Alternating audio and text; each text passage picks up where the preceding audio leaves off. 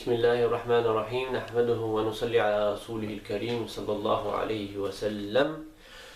Nous allons parler d'une qasida de Sidi al-Alawi qaddasallahu sirrahu, et cette qasida a été l'explication accueillie par notre cheikh Moulana Sidi Mohamed Fawzi qaddasallahu sirrahu. Allahumma barakna fi shaykhina, Allahumma barakna fi shaykhina, Allahumma zidu izan anzihi wa sharafan an sharafihi, jazih anna khayral jaza. Allahumma salli wa sallim ala Sayyidina Muhammad wa ala alihi wa sahbihi wa sallam. Alors le premier chapitre de cette qasida, أيها العشاق للمحضر الأعلى عيدونا بوصلكم وروموا فينا وصلا. Il dit, ô Ashaq, qui avez désiré le plus haut maqam, la présence divine, donnez-nous un pacte afin d'y parvenir et considérez-moi comme quelqu'un qui est arrivé. Donc, al-ushq vient du mot ashaqa ya'shuqu ishqan. Et en langue arabe, ça désigne al-hub, l'amour. Et le cheikh dirige de son poème aux gens qui éprouvent ce ushq, cet amour intense, cette soif spirituelle. Cette soif spirituelle d'amour, il n'y a que l'amoureux qui peut comprendre l'état de celui qui est amoureux. Celui qui n'est pas amoureux, il voit celui qui est dans cet état comme quelqu'un qui est un peu malade ou qui manque quelque chose, ou il sait plus quoi faire de sa vie. Donc, cet amour il est très important pour aller vers Allah subhanahu wa ta'ala. Et il dit dans le deuxième chapitre, فهذا وقت النهوض للمقام الأسنى فلله الحمد حيث كنا له أهلا. Le temps permettant de parvenir à ce qu'il y a le plus haut est venu, alhamdulillah, lui qui nous a permis d'être des gens de ce maqam.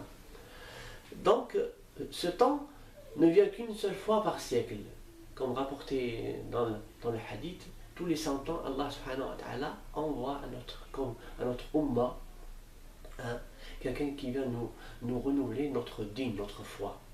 Donc, celui qui a cette mission de renouveler à l'humanité leur voie, leur chemin, leur connaissance, ce que nous on l'appelle al-khatm. Al-khatm. Mais, ce qui nous permet de confirmer ainsi que ce mot jaddid est véritablement un khatm, ça c'est là le chemin où il commence à être difficile pour le disciple qui cherche l'amour d'Allah subhanahu wa ta'ala, qui cherche al-fath. Parce qu'un disciple, qu'est-ce qu'il cherche? S'il ne cherche pas l'amour, s'il ne cherche pas al-fath, s'il ne cherche pas ce qu'on appelle al-ma'rifa et tout qui est attaché à ça, mais qu'est-ce qu'il cherche? Et donc il dit دعانا داعي الله قبل وجودنا ولما كان الوجود سمعنا له قولا. Il dit avant d'être créés, nous avons été appelés, et lorsque nous sommes apparus dans ce monde, nous avons de nouveau entendu cet appel. Allah subhanahu wa ta'ala, il a appelé toute l'humanité. Allah subhanahu wa ta'ala, il dit, et quand ton Seigneur tira une descendance des reins des fils d'Adam et fit témoigner sur eux-mêmes, ne suis-je pas votre Seigneur? Ils répondirent, mais si, nous en témoignons. Donc, comme il dit, Mawlana Sayyidi Mohamed Fawzi qaddasallahu sirrahu, ce verset traite l'engagement pris par les fils d'Adam, alayhi salam, avant la création de chaque être humain, entendit alors son oreille la parole d'Allah Ta'ala, Alastu bi rabbikum, ne suis-je pas votre Seigneur? Et répondit sans langue bien sûr, Bala, Bala, Bala. Mais si nous en témoignons, donc tout le monde a témoigné, tout le monde a dit Bala. Donc, une fois que la création, une fois que l'être humain il a été créé, une fois qu'il s'est mélangé avec toute chose qui l'a fait oublier son but, qui a fait oublier Allah, qui a fait oublier l'amour de son Seigneur.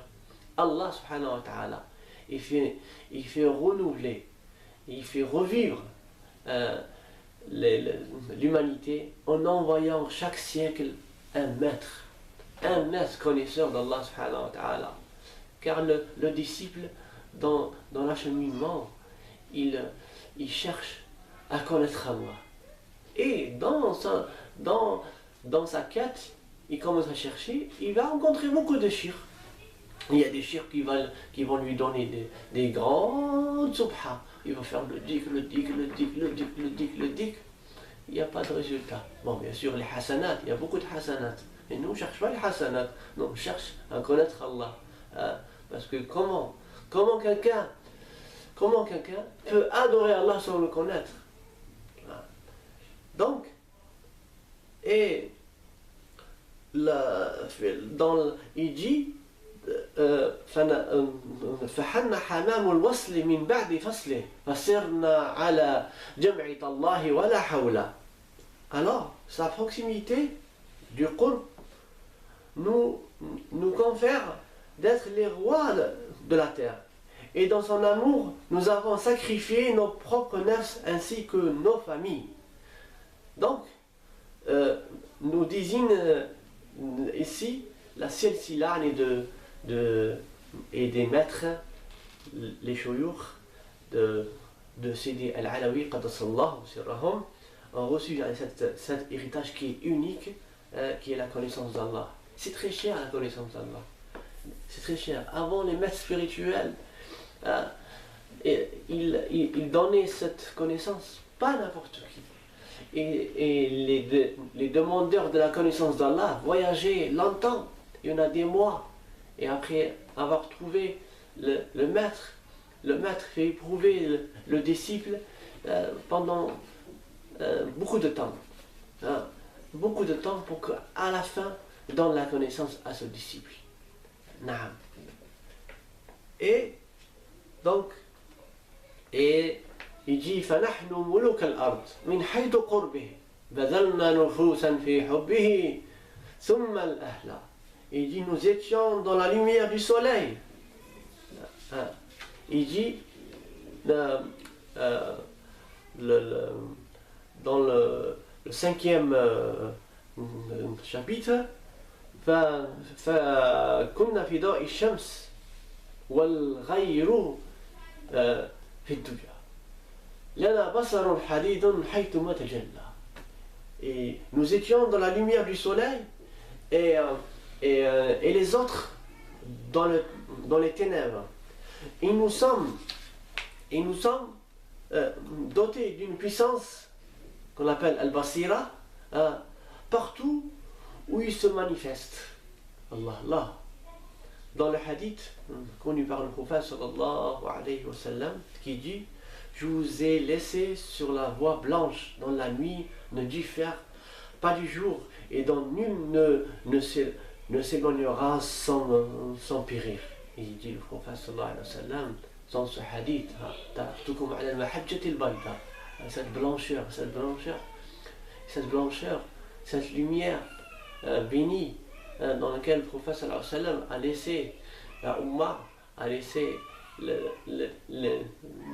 les compagnons du prophète sallallahu alayhi wa sallam, a laissé les gens de sa famille jusqu'à notre époque. Cet enseignement qui se propage d'un siècle à l'autre par un maître spirituel. Donc cette voie blanche renvoie bien d'une notion de lumière.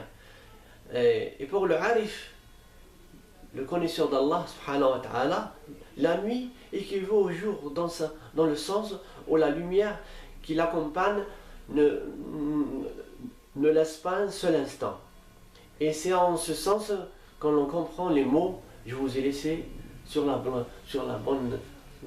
blancheur ». Al-Mahajj al-Bayda.